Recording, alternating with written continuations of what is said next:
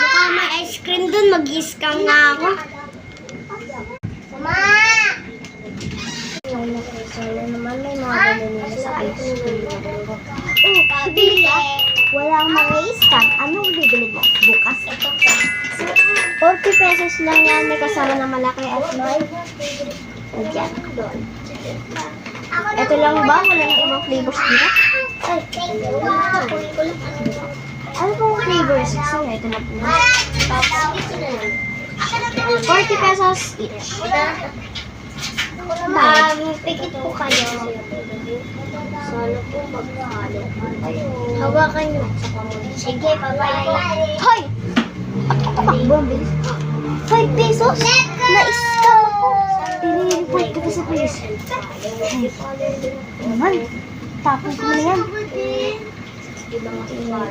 Police. Loloko mo. Na-scam ko siya. Nasasakit tiyan ko. Ayoko na pala ng ice cream. Iyak ko. Katok. Ina ko.